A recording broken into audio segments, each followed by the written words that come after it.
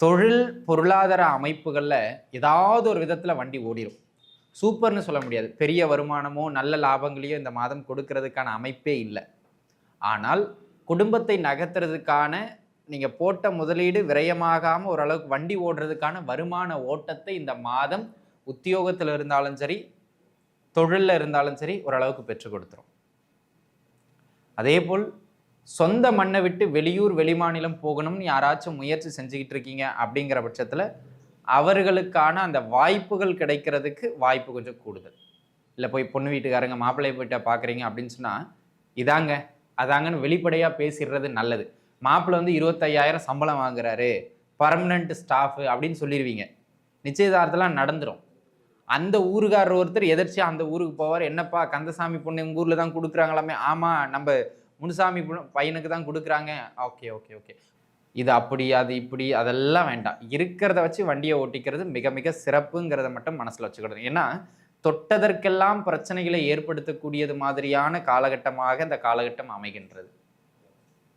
அதில் நீங்கள் கொஞ்சம் பார்த்து இருந்துக்கிடணும். அதே போல் குடும்ப உறவுகள், அதுலேயும் குறிப்பாக ஒன்று வாழ்க்கை துணையுடைய பிரச்சனைன்னு பார்த்தோம். குடும்ப அதிகாரங்களில் யார் இருக்கிறாங்களோ, அது தகப்பனாராக இருக்கலாம் அல்லது நீங்களாகவே இருக்கலாம்.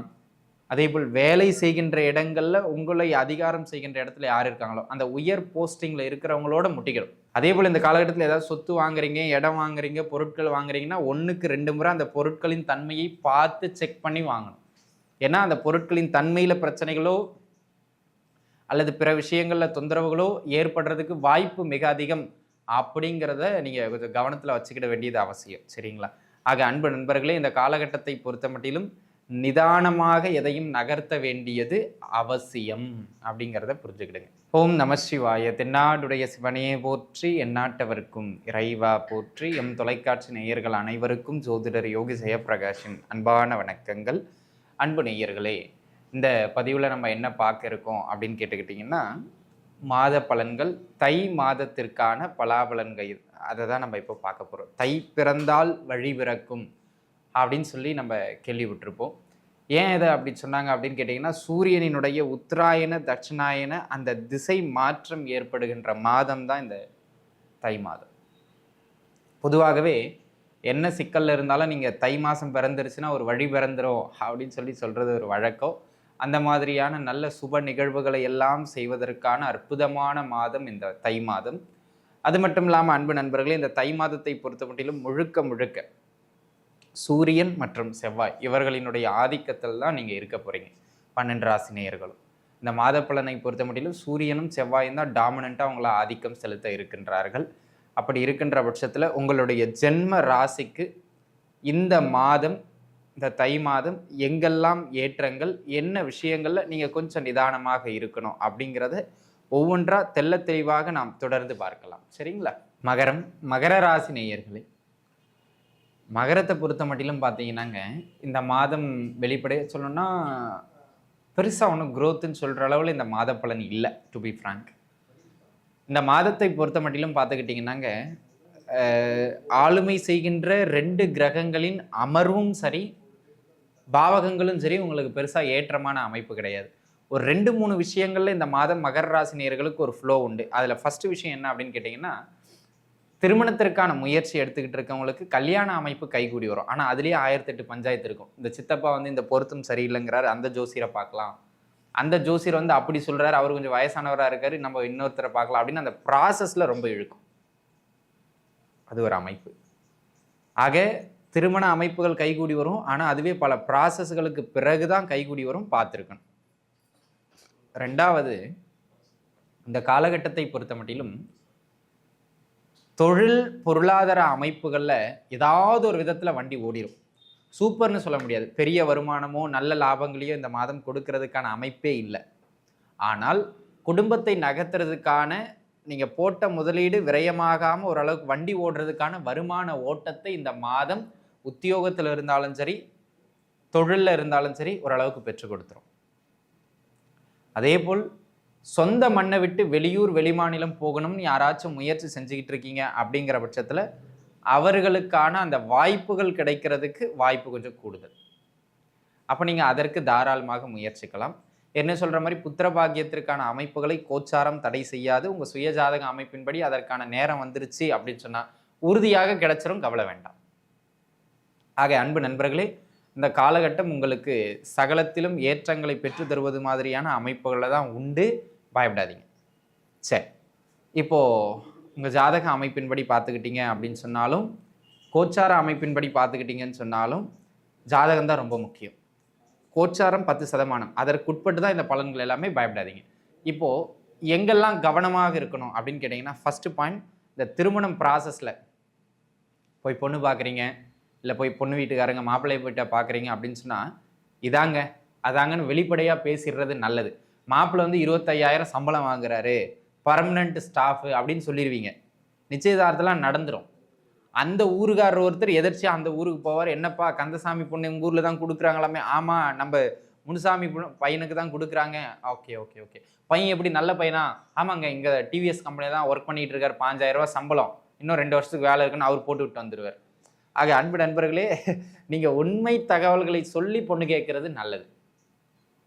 அதே போல் இந்த காலகட்டம் வந்து பார்த்துக்கிட்டீங்க அப்படின்னு சொன்னால், கல்யாணம் ஆனவர்களுக்கு மன வாழ்க்கையில் தேவையில்லாத கருத்து வேறுபாடுகளை எல்லாம் ஏற்படுத்தும். அடிப்படை ஈகோ கிளாஷஸ், தொட்டதற்கெல்லாம் ஈகோ கிளாஷஸ் ஏற்படுகின்ற ஒரு காலகட்டமாக இந்த காலகட்டம் அமைவதனால் பெரிய அளவில் பிரச்சனைகளை ஏற்படுத்தி கொள்ளுகிற அளவுக்கு எதையும் பண்ணாமல் இருக்கிறத வச்சு வண்டி ஓட்டிக்கிறது நல்லது.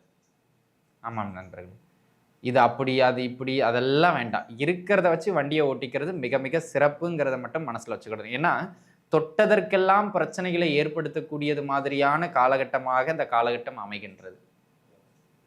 அதில் நீங்கள் கொஞ்சம் பார்த்து இருந்துக்கிடணும். அதே போல் குடும்ப உறவுகள், அதுலேயும் குறிப்பாக ஒன்று வாழ்க்கை துணையுடைய பிரச்சனைன்னு பார்த்தோம். குடும்ப அதிகாரங்களில் யார் இருக்கிறாங்களோ, அது தகப்பனாராக இருக்கலாம் அல்லது நீங்களாகவே இருக்கலாம். அதே போல் வேலை செய்கின்ற இடங்களில் உங்களை அதிகாரம் செய்கின்ற இடத்துல யார் இருக்காங்களோ அந்த உயர் போஸ்டிங்கில் இருக்கிறவங்களோட முட்டிக்கணும்.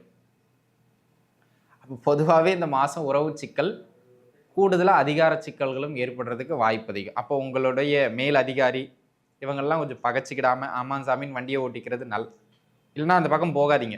உங்கள் வேலையை பார்த்துக்கிட்டு இந்த கழுவுகிற மீனில் நழுவுற மீன் மாதிரி வேலை முடிஞ்சோன்னா வீட்டுக்கு வந்துடணும் அமைதியாக. சரிங்களா? மேனேஜர்கிட்ட போயிட்டு அவங்க அப்படி இவங்க எப்படின்னு எதையாவது பேசிகிட்டு இருந்தீங்கன்னா உங்கள் கூட வேலை செய்கிறவங்க, சார் உங்களை தான் சார் அவன் திட்டிகிட்டு இருந்தான்னு போட்டு கொடுத்துருவாங்க மேனேஜர்கிட்ட. அதனால் உத்தியோகம் செய்கின்ற இடங்களில் சக ஊழியர்களிடமும் மற்றும் உங்கள் உயர் அதிகாரிகளிடமும் சற்று நிதானித்து இருந்து கொள்வது அவசியமானது அப்படிங்கிறத பார்த்துக்கிடணும்.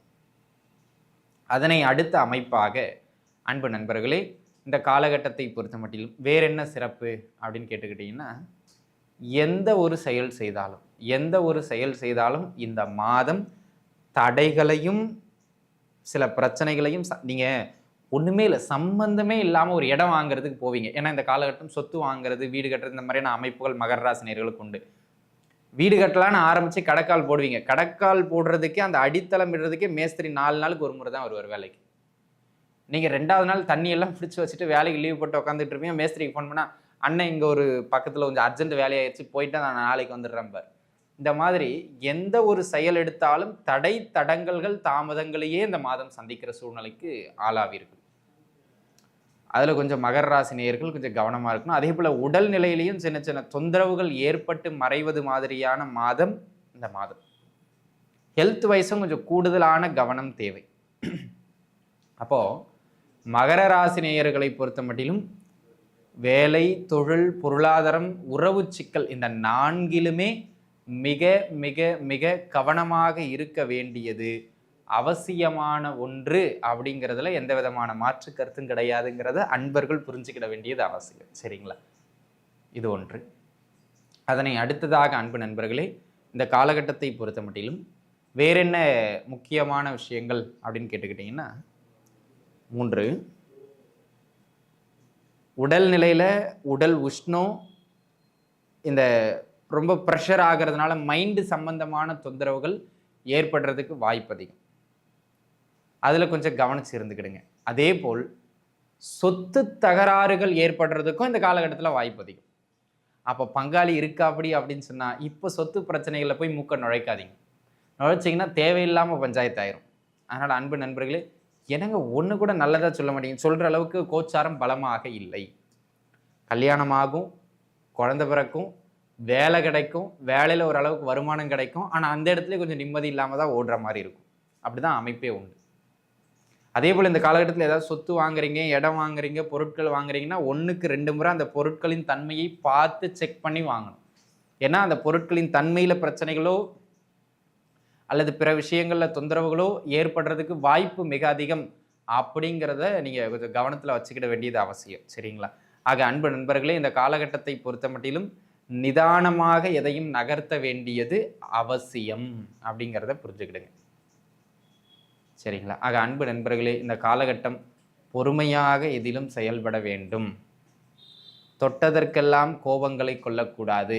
உறவுகளுக்கிடையில தேவையில்லாமல் கருத்து வேறுபாடுகள் வரும்போது நம்ம அதை விட்டு கொடுத்து போகலன்னா சில உறவுகளை இழப்பதற்கான சூழ்நிலைக்கும் நம்ம செல்ல வேண்டிய ஒரு சூழ்நிலை ஏற்படும். வண்டி வாகனங்களிலும் சற்று நிதானத்தன்மைதனை மேற்கொள்ள வேண்டியது மிக மிக அவசியமானது. பிறர் விஷயங்களில் நீங்கள் தலையிட்டு ஏதாவது செய்கிறீங்க அப்படின்னு சொன்னால் கொஞ்சம் அதை குறைச்சிக்கிறது நல்லது. ஏன்னா வீண் பழிகள் ஏற்படுறதுக்கும் வாய்ப்பு அதிகம். அதனால் நான் உங்களுக்கு சுருக்கமாக முடிச்சிடுறேன். பெரிதாக இழுத்து சொல்கிறதுக்கு எனக்கு விருப்பம் இல்லை. மகர ராசி நேயர்கள் எல்லா விதத்திலையுமே இந்த தை மாதத்தில் கொஞ்சம் நிதானிச்சு இருந்துக்கிறது உங்களுக்கு மிக மிக மிக மிக நல்லது. இப்போ தசாபுக்தி அமைப்புகளை பொறுத்த முடியல உங்கள் ஜாதகப்படி 6ஆம் இடம், 8ஆம் இடம், 12ஆம் இடம் சம்மந்தப்பட்ட தசாபுக்தியும் போகுது அப்படின்னு சொன்னால் தயவு செஞ்சு எதுலேயும் பெரிய அமைப்பில் தலையிடாதீர்கள். நஷ்டம் உங்களுக்கு தான், அல்லது ஏமாற்றம் உங்களுக்கு தான். இதை தவிர்த்து வேறு எந்த தசாபுக்தி போனாலும் பிரச்சனையின் வீரியம் குறைவாக இருக்கும், கவலைப்பட வேண்டாம். சரிங்களா? ஆக அன்பு நண்பர்களே, அமைதியாக இருப்பதும் இதிலும் அகலக்கால் வைக்காமல் இருப்பதும் தலை சிறந்த பரிகாரம். நன்றாக இருப்பீர்கள். வாழ்க வளமுடன்.